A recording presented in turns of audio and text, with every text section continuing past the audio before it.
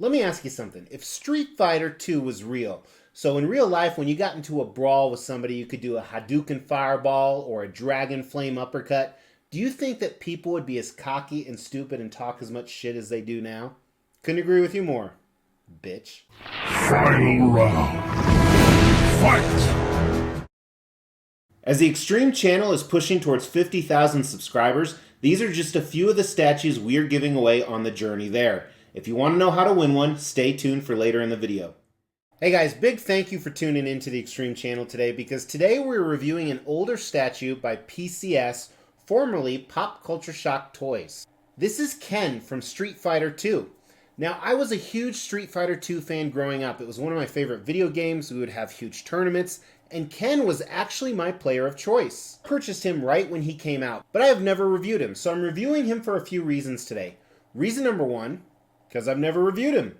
Reason number two is I am actually selling him. I'm selling my entire Street Fighter collection at the end of this month. Now, if you're watching this from the future, he's probably already sold, because we're doing another huge sale video at the end of this month, which includes video game statues, some turts, and more. But I'm still going to enjoy him for one more month, and definitely going to enjoy him while I do this review. And anytime I do what I call a sell-off review, where I review a piece right before I put it up for sale, it's always a danger because I fall back in love with that piece. PCS, they were really good at their Street Fighter statues. Well, some of them. And I have reviewed quite a few in the past, and I have a few more that will be on the table very soon as well. But if you're unfamiliar, Street Fighter 2 is a versus video game, where you can choose from a number of characters, and they had a number of iterations of that game. They had Street Fighter 2, Super Street Fighter 2, Championship Edition. Sometimes they added new characters, sometimes the characters added new abilities. For example, him doing this fire kick was not in the original Street Fighter 2 game. I always liked using his Dragon Uppercut.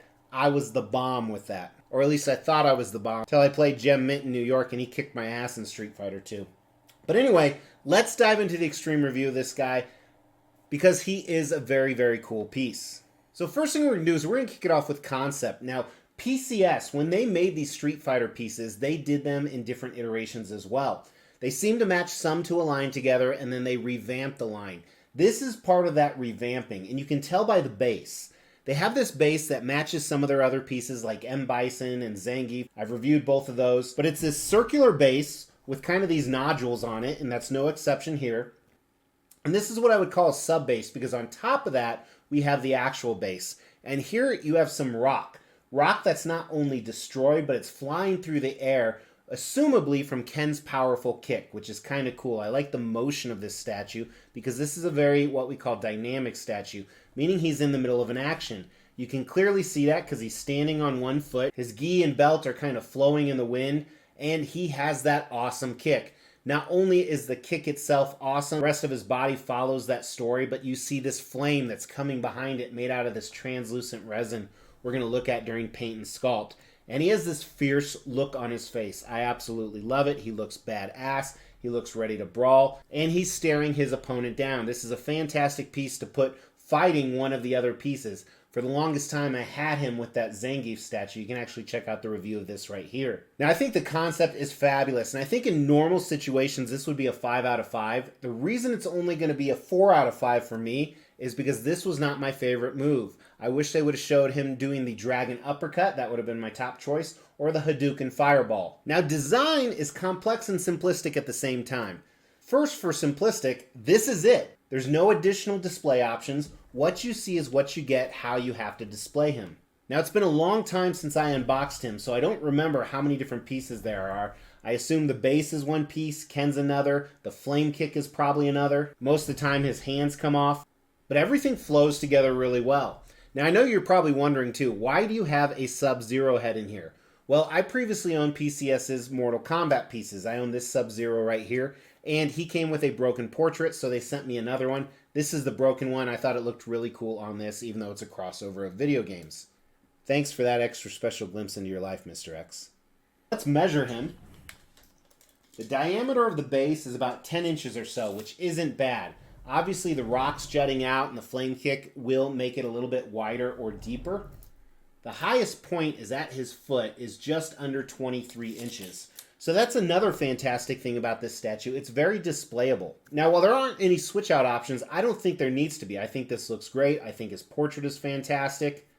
Engineering wise, you really couldn't do something different with the foot. So I have to give this a 5 out of 5 on the design. PCS did really good.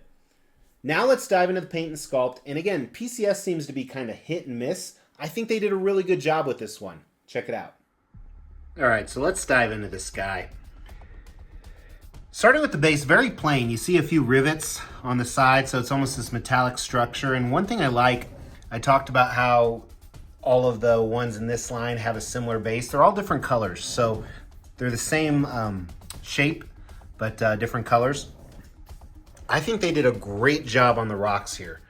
Really well done. I like the grays. It's showing up a little bit darker on camera. I like the texture and the cracks in them. And again, it has that motion where it's really jumping up. I think that's pretty impressive. Just a lot of little detail there. And then the translucent resin here, I love the flame colors. I love how it's that mix of red and orange. Not too much yellow in here, which I think this is, to me, this is almost the perfect fire, especially almost a fire that's in motion. I think they did a great job in the way that the flames come off. So it really is telling that it's moving, you know, from the bottom to the top. Now in Ken's uniform, I think they definitely could have done a little bit more detail. The folds and creases are nice, especially with the flow of the body, but I gotta tell you, I almost would like some texture on it maybe. I think maybe that would help. I like the belt, especially how it's tied right there, layered on layered. Now his skin, he has these freckles, and I remember when I first opened this, I posted pictures on social media and I asked, is this normal? But apparently it is.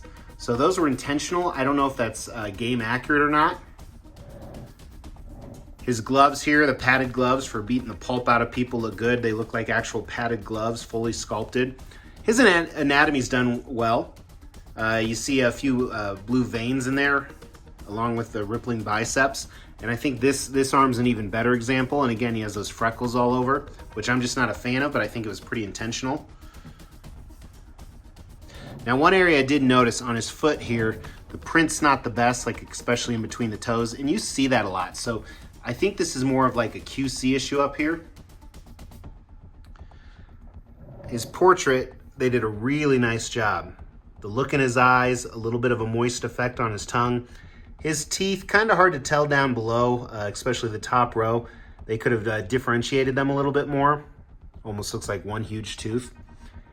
His hair flowing, I like the flow of it. I think the yellow color is a little bit more than you're traditionally used to in the game, but it still looks good. And again, this is under pretty bright lights, so I think that affects the color a little bit, especially with that black background. So really, just some really good things on the paint and sculpt. Definitely, I think this is one of PCS's better pieces, especially at the price point. And it gets me excited about I have their Pumpkinhead on order that'll come out next year. So while it's a totally different genre, it gives me a lot of hope in PCS. All right, let's start with the paint. Again, I'm a big fan. I don't think it's the best paint that's ever been done, but it's done very, very well. I think the paint's a 4 out of 5 on this piece. I really like My Flames, this translucent type resin. I know a lot of people don't. When it comes to sculpt, I think they did equally as well, possibly even better. I'm really impressed with this guy. I would have liked to see a little bit more detail in his uniform, but that's really the only area to improve.